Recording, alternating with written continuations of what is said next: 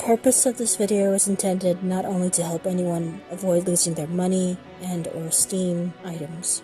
This is also to hopefully discourage anyone who wants to intimidate or scare anyone by pretending to be someone who's trusted to help run and maintain really massive, fair, and useful game store websites. Impersonating any staff to keep Steam a friendly and safe environment is a really harmful thing in more than one way. Not only do the users of Steam get scammed financially, the tech support and community moderators and administrators' reputations of being helpful and informative to their customers are likely put at risk. If this continues to get much worse, who knows? Steam might go out of business. Valve employees might end up being fired from their jobs. The site may lose a lot of customers over time. These imposter scams might make purchasing games and gaming online difficult. As I've said in my previous video, fraud is a form of theft. It's not a game. Theft is taking something from an individual or group without their consent. To commit fraud is to do a wrongful and deceptive action in the result of the personal and financial gain of the scammer. Stealing someone else's earned funds or property and leaving the victim with little to nothing.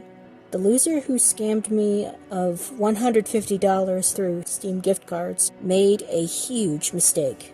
The words "Truth Seeker" are on my Steam account profile page. Anyone would be able to see that.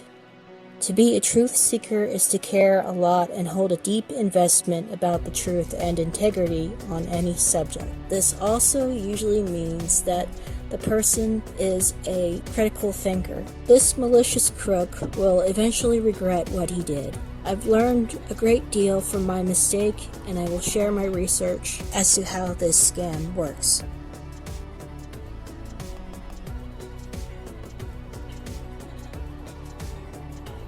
I'll describe in some ways how you could be a target for any toxic individual to swindle you out of your money and valuable items anywhere online, not just on Steam. And this happens when you aren't careful and paying attention. 1.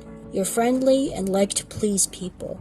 An email or message from someone posing to be a Valve employee might ask you to buy some Steam gift cards and just give the codes from them, or they might ask you to take photos of the front and back of the cards to get reimbursed, or they may want you to trade with them or some other thing they can think of. The scammer may either be upfront or come off as nice and understanding. Though I mean by upfront, I mean confrontational. Number 2. You're cocky.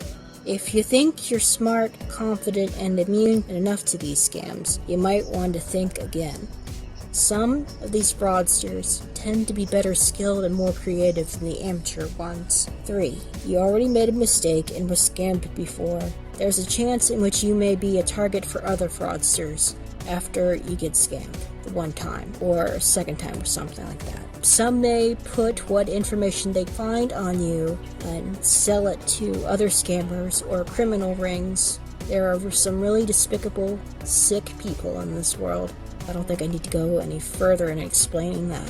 4. When you are feeling stressed or in a stressful situation, whether you're having a bad day, got into a conflict with someone you care about, or when you're enduring a personally stressful and unwanted time in your life, this is how the fake Aldens fooled me and took advantage of my patience. I was going through a stressful morning when I noticed him contacting me in a Discord direct message. To be clear, I'm not asking for pity or anywhere close to that. I don't need to get into much detail on my situation, on everything that happened, because this isn't just about me and the crook who should get caught for what he did. This series is also about helping anyone to be aware and informed about what's been going on at Steam for at least the past 3 or 4 years. We should be careful and always report the accounts of these phony Valve employees to Steam and Discord from the get-go when they first contact us. I learned my lesson to not let them get a foot in the door ever. Now that I know the scam has happened to multiple people, I know better to not respond to anyone who claims to be or knows a Valve employee from the Steam website. I suggest you block and report whenever you notice a Valve employee imposter trying to tell you there's a problem with your account. I found this website that goes over 7 behaviors that could make you a vulnerable target to any scammer, whether it's online or through a phone call. I picked out some of them that would relate to the Steam scam. If you'd like to read through the whole list, I'll leave the link to a pinned comment below. In the next video, I will go over variations of this imposter scam and compare. Stay safe and be on guard whenever a fraudster contacts you. Share this video to your friends and family that use Steam if you want to.